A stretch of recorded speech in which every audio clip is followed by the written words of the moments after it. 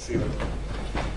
First, a very short introduction. My name is Oscar. I work with a company called Boys Don't Cry, where we can define our business as places and spaces in popular culture.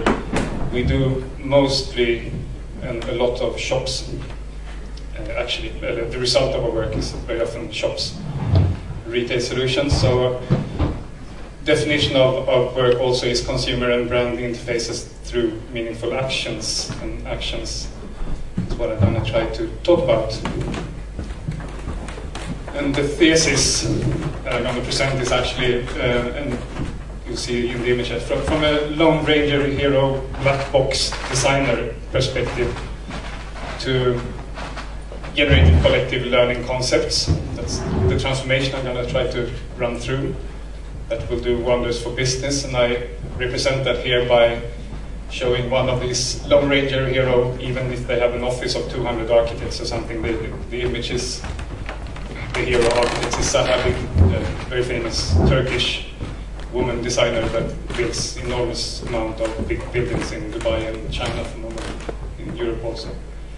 Just representing, I'm not going to go through it here, but this is a very exciting Swarm Creativity. It's a book as a metaphor for what generative collective learning concepts can be. This is collaborative innovation networks, but that's not the thesis. It's just an image of the difference I'm going to try to talk about.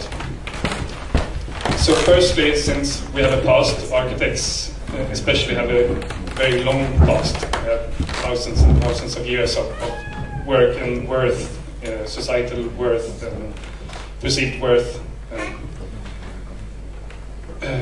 But we've had very changing worth definitions, we can say.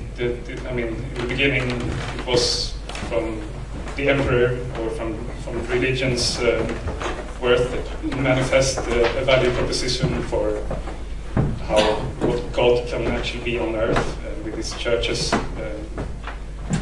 And showing also, of course, godly power in Caravaggio painting that I show here.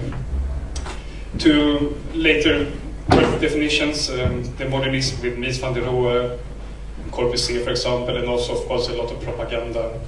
But I mean, the clients has been very different, and how you define the worth of physical design has been very different during the years. But this history is making us, making physical designers a little bit on wobbly grounds or troublesome situation today. Because today's worth is what is the trouble. There is a self-worth and there is a business worth in being designer. And now this is fundamental for understanding designers. You need a feeling of ownership over the thing you are designing to be able to perform.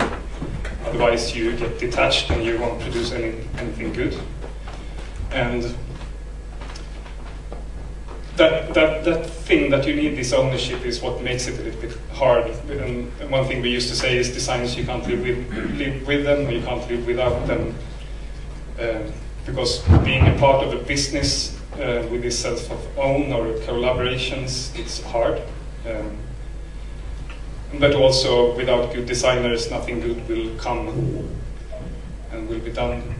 And this is some lines from Robert Bau, who's a design strategist, that put this down very nice. A definition of some problems with designers, that they think they own the word creativity. They're sometimes good communicators, but can't really explain the worth of design properly. Some designers think they are Renaissance people. Designers have problem collaborating with other designers. Designers want to impress on other designers.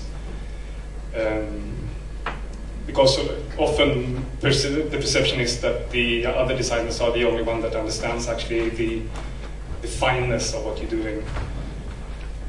And of course, sometimes more artists than consultants, which is maybe the major problem of doing business on a design base. And often designers keep their clients at a distance. So what we try to work with is, of course, a process idea. How to make this feeling that actually generates good results central, but not separated. You can say from the think, feel, do, where the feel is never left alone. And this ownership, or this defense for ownership, which we can call a black box defense, has given us a culture of a lot of form, of course, out there, and a culture of potential irrelevance.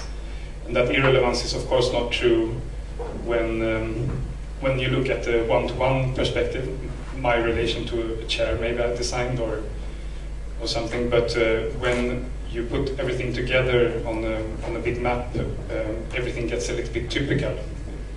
You get the typical architect's doings, or the typical designer's doings, in a sense. So trying to go from personal to communal conceptualizations is what designers face these days, I would say. And then still keep the contact with the ownership, otherwise nothing good will be done. And for architects, it's a small text there. For architects, the fight for self, or it's so hard due to this structural, cultural, and demographic changes with the middle class and middle class identity, I would say also. So architects have gone from artisans to extreme heroes perception during a certain time in history, and now to some kind of everyday job with big dreams still there, because, and that's why I put down the history, because all this history makes the big dreams so evident, but also troublesome. And then the using of the word design today, these days, has during the last 5 to 10 years been also a value-added word, much more maybe than a value-added process in some companies. Here, OB or Nordica would think to be a small hit, maybe for using the word in an untrue way, when they say, they claim very hard that designing good life is what they do, and it feels very hard to believe that, in a sense. So, going towards some conclusion, instead of designer concept, going for learning concepts, seeing learning as the key method for making conceptualizations common, communal. And that includes, of course, not only the learning when you do the concept, aiming for consumer learnings of what can be done, designer learnings, of course, not knowing exactly what the process will lead you, and of course also business learnings. And the proposition here is then focus on the verbs, not the adjectives and the substantives, and being unafraid of the unknown, and I will exemplify this one. But the focus on verbs is stating, of course, is what you do that makes a difference, not what you believe, which I think to regard when moving from the personal conceptualizations, I can understand today's culture or something. So say, focus on verbs, my own verbs, the communal verbs, communal actions, and the future consumer actions. So here, I'm going to exemplify a verb-focused process that we did together with a fashion designer or an artist called Hussein Chalayan from London for Absolute Vodka, an experience tunnel that I will explain like this. He got this assignment to make a really big artistic exhibition out of presenting this level vodka some years ago. And he took first the decision to split it up into parts, that it was his focus on first. Let's split this up, not knowing where that led us, of course. And then investigating the possibilities, what does this lead us? Can we make a sound of the bottle and we made a flute out of it? How can we treat the smells? How can we treat water within this one? Or the fluid? How can we treat the glass? So we investigated these ones, the possibilities together, and then ended up in a number of results that form needed to compile together within the metaphor of a cut through earth or through landscape, compiling things on top of each other. These are the sketches, ending up in a very abstract object, which is then an effect of this one. No one knew actually what this would feel like when we started designing it. it does not really present itself as a really nice design object. It presents itself as a little bit abstract. And what you actually do is go through this one with, and you're playing a sound, you're playing a music, a Bach tune played on the bottle interactively when you walk through it. And this floor is the pitches in the song, so you are living in the song in a way.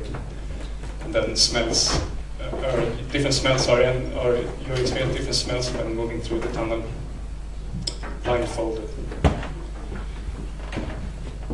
So this is a small example of what can happen when we put the verbs together in an order which is not normally designer-driven, when we needed to collaborate many persons into an object.